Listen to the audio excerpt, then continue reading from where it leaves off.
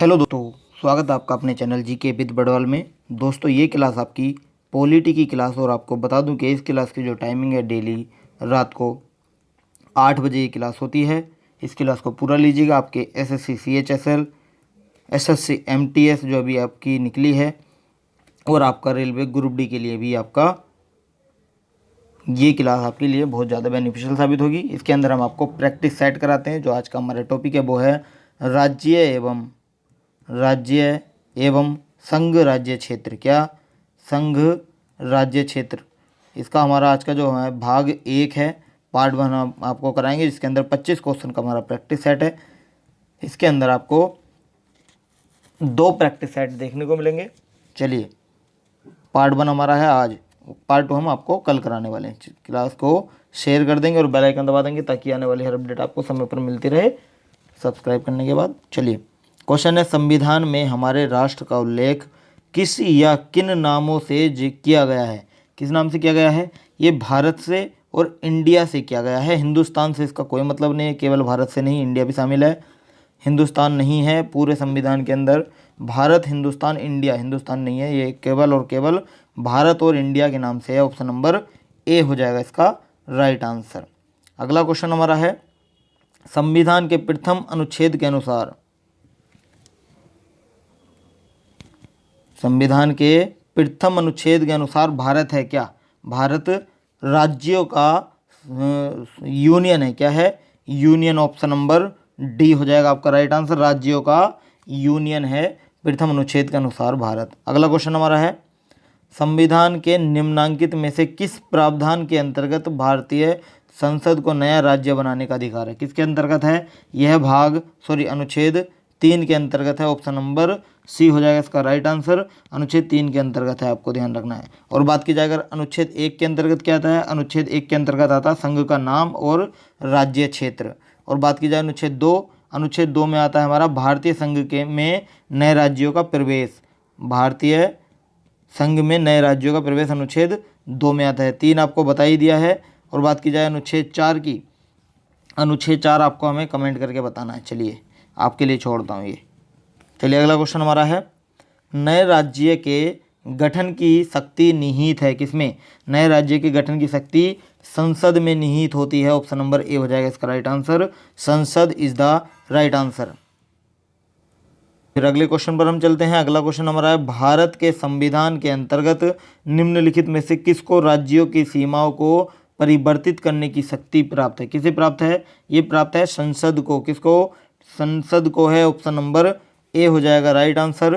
संसद को प्राप्त है। अगला क्वेश्चन हमारा है, एक राज्य को संघ में सम्मिलित करने अथवा नए राज्यों की स्थापना करने की कार्यपालिकीय शक्ति निम्नलिखित में से किसे प्राप्त है? ये प्राप्त संसद को। इसका राइट आंसर भी हमारा संसद होगा। ऑप्शन नंबर ए हो जाएगा इसका राइट आंसर। अगला क्वेश्चन है, भारतीय संघ के अंतर्गत किसी राज्य को मिलाने का अधिकार किसे है? किसी राज्य को मिलाने का अधिकार भी संसद को है। ऑप्शन नंबर सी हो जाएगा इसका राइट आंसर। संसद इज द राइट आंसर। चलिए, अगले क्वेश्चन पर हम चलते हैं। अगला क्वेश्चन हमारा है, निम्नलिखित में से कौन सी एक भारतीय संघ राज्य पद्धति की विशेषता नहीं है? ये आपको बताना है। ऑप्शन आपके दिए गए हैं, ऑप्शन बता देता हूँ मैं आपको। भारत में स्वतंत्र न्यायपालिका है। क्या ये बात आपकी सही होगी? बिल्कुल सही होगी। नेक्स्ट है, केंद्र और राज्यों के बीच शक्तियों का स्पष्ट विभाजन किया गया है।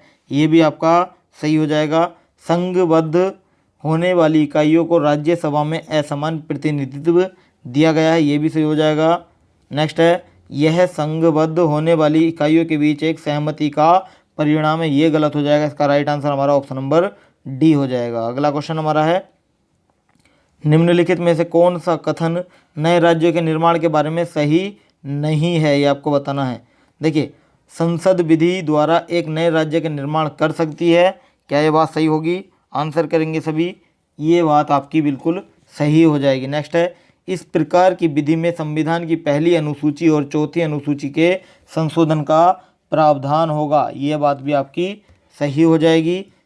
नेक्स्ट है, इस प्रकार की विधि को अनुच्छेद 368 के प्रयोजनों के लिए संविधान का संशोधन समझा जाएगा। इसका आंसर ये गलत हो जाएगा। ऑप्शन नंबर सी आपका राइट हो जाएगा। उसने पूछा था, नहीं है, ये आपका हो जाएगा ऑप्शन नंबर सी आपका राइट हो जाएगा। अगला क्वेश्चन हमारा है, एक नया राज्य बनाने में संवैधानिक संशोधन के लिए कैसा बहुमत चाहिए?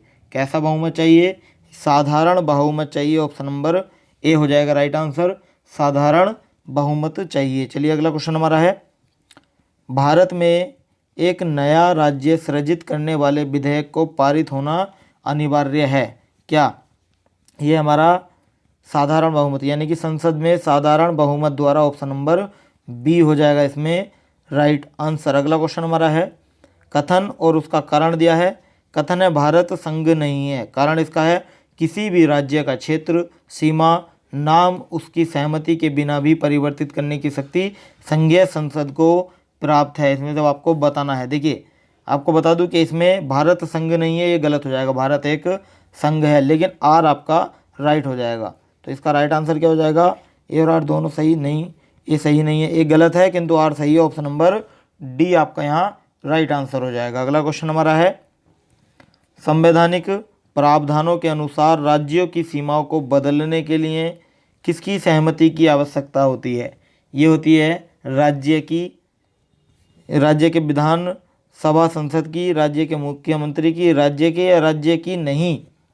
देखिए संवैधानिक प्रावधानों के अनुसार राज्यों की सीमाओं को बदलने के लिए राज्य की सहमति की आवश्यकता, एक सेकेंड,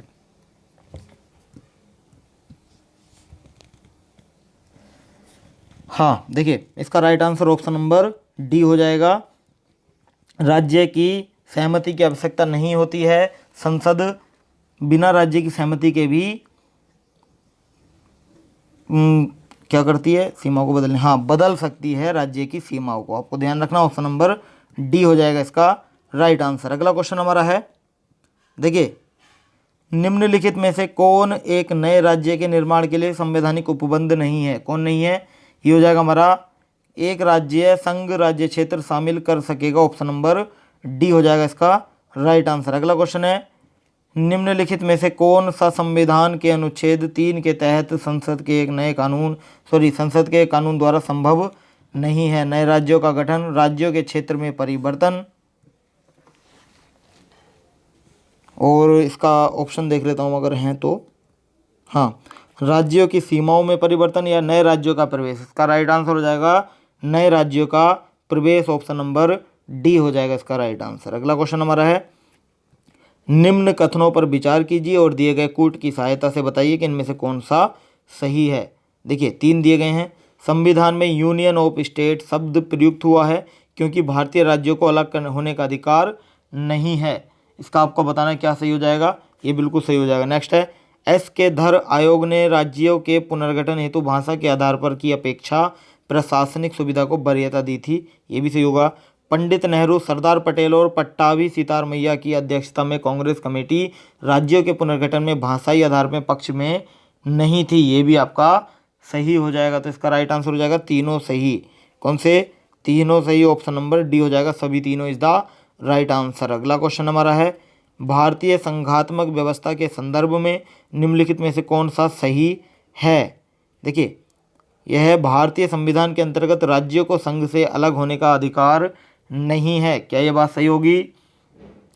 बिल्कुल सही हो जाएगी। नेक्स्ट है, अलग होने की मात्र वकालत करने पर अभिव्यक्ति की स्वतंत्रता की सुरक्षा मिलेगी, ये आपका गलत हो जाएगा। इसमें राइट आंसर एक हो जाएगा, केवल एक, option number A is the right answer, आपका ऑप्शन ए हो जाएगा इसमें। चलिए नेक्स्ट है, यदि भारतीय संघ में एक नए राज्य का सृजन किया जाना है तो संविधान की किस अनुसूची का संशोधन करना आवश्यक होगा? किसका होगा? ये होगा हमारा किसका? फर्स्ट यानी प्रथम अनुसूची का, ऑप्शन नंबर डी हो जाएगा राइट आंसर, प्रथम अनुसूची इज द राइट आंसर। अगला क्वेश्चन है, राज्य पुनर्गठन आयोग ने 1 नवंबर 1956 को कितने राज्य तथा कितने संघ राज्य बनाए? कितने बनाए थे?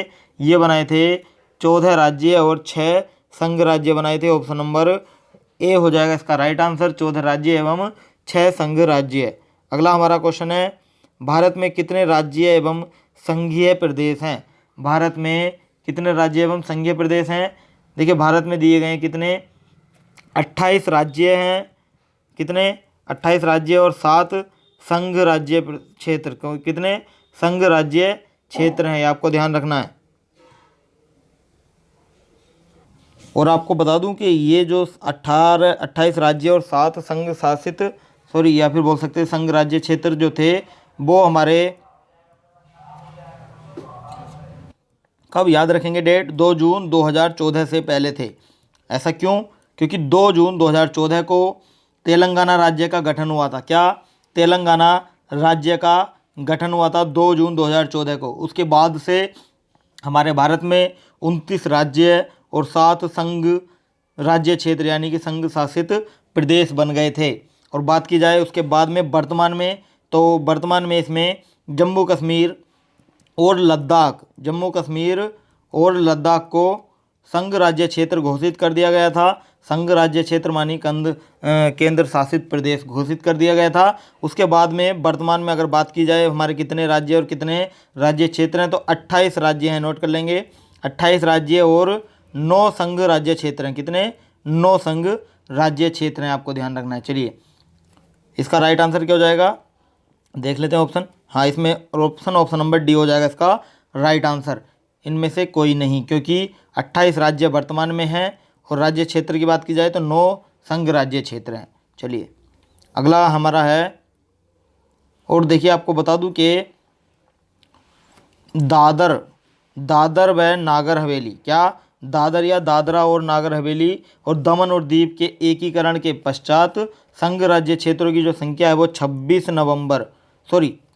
जनवरी 2020 से 8 हो गई है। कितनी? 8 हो गई है। वर्तमान में 28 राज्य हैं और 8 संघ राज्य क्षेत्र हैं। ठीक है, ये आपको ध्यान रखना है। जम्मू कश्मीर और लद्दाख को जब राज्य क्षेत्र घोषित किया था तब 28 राज्य थे और 9 संघ राज्य क्षेत्र थे, और बाद में दादर और नागर हवेली और दमन और दीव का एकीकरण कर दिया गया, जिसके बाद से यहाँ पर 2 जो राज्य क्षेत्र थे वो आपस में मर्ज हो गए, जिसकी वजह से 9 राज्य क्षेत्र की वजह में से घटकर 8 राज्य क्षेत्र अब वर्तमान में रह गए हैं और हमारे राज्य 28 हैं। ये आपको ध्यान रखना है। चलिए अगला हमारा क्वेश्चन है, तेलंगाना राज्य बन जाने के बाद भारत के राज्यों की संख्या होगी। तेलंगाना राज्य बन जाने के बाद में भारत के राज्यों की जो संख्या थी वो कितनी हो गई थी? वो हो गई थी हमारी कितनी? आंसर करेंगे सभी, कितनी हो गई थी? देखिए अगर बात की जाए जम्मू कश्मीर के बनने से पहले तो थी 29, और अगर बात की जाए कि तेलंगाना राज्य बन जाने के बाद भारत के राज्यों की संख्या होगी, अगर आप वर्तमान में पूछे तो आपको लगाना है इसमें 28, क्योंकि जम्मू कश्मीर और आपका लद्दाख को राज्य क्षेत्र घोषित कर दिया गया था, जिसकी वजह से राज्य वहाँ से 29 में से 28 राज्य रह गए थे और राज्य क्षेत्र आपके 9 हो गए थे। 9 होने के बाद में दादर व नागर हवेली और हमारा दमन व दीव का एकीकरण कर दिया गया, जिसकी वजह से दोनों जो राज्य क्षेत्र थे उनमें से एक वो घट गया था, जिसकी वजह से 9 में से एक घटाने के बाद में 8 आपके राज्य क्षेत्र बचे थे। ये ध्यान रखना, सॉरी। चलिए अगला हमारा, भारत में कुल कितने संघ शासित प्रदेश हैं? कितने हैं भारत में कुल? वर्तमान में 8 संघ शासित प्रदेश हैं। Option number C is the right answer. अगला हमारा है, निम्नलिखित में से कौन संघ राज्य क्षेत्र नहीं है? कौन नहीं है संघ राज्य क्षेत्र? अंडमान और निकोबार द्वीप समूह, दमन और दीव, गोवा, पुडुचेरी। बताइए कौन सा नहीं है? इसका राइट आंसर हो जाएगा हमारा Goa. Goa is the right answer. Option number C आपका राइट आंसर हो जाएगा, ये संघ राज्य क्षेत्र नहीं है। चलिए अगला है, किस राज्य की राजधानी का नाम स्वतंत्रता प्राप्ति के बाद अभी तक नहीं बदला गया है? तमिलनाडु, पश्चिम बंगाल, केरल और आंध्र प्रदेश, इनमें से कौन से का है? इसका राइट आंसर करेंगे। चलिए इसका आंसर आप कमेंट करके बताइएगा, ये आपके लिए मैं छोड़ता हूँ, कमेंट करके इसका आंसर बताइएगा। चलिए अगला हमारा क्वेश्चन है, दिल्ली है, दिल्ली क्या है? सभी जानते हैं दिल्ली एक केंद्र शासित प्रदेश है, या फिर हम बोल सकते हैं इसे क्या? राज्य क्षेत्र, संघ राज्य क्षेत्र है। ऑप्शन नंबर बी हो जाएगा इसमें राइट आंसर। अगला क्वेश्चन हमारा है, देखिए आज का सेशन हमारा यहीं समाप्त होता है। आपको हमारी वीडियो कैसी लगी हमें कमेंट करके बताएं, और इन 25 क्वेश्चनों में से आपका स्कोर कितना आ रहा है ये भी हमें कमेंट करें। वीडियो अच्छी लगी तो वीडियो को लाइक करें और चैनल को सब्सक्राइब कर लेंगे और बेल आइकन दबा देंगे, ताकि आने वाली हर अपडेट आपको समय पर मिलती रहे। देखिए अगर आपको इस क्लास की पीडीएफ चाहिए तो आप हमारे टेलीग्राम चैनल से जुड़ सकते हैं, जिसका लिंक हमने वीडियो के डिस्क्रिप्शन में दिया, वहाँ जाकर आप हमें ज्वाइन कर सकते हैं। तो आज के लिए इतना ही, कल फिर मिलते हैं नेक्स्ट टॉपिक के साथ। Thank you so much.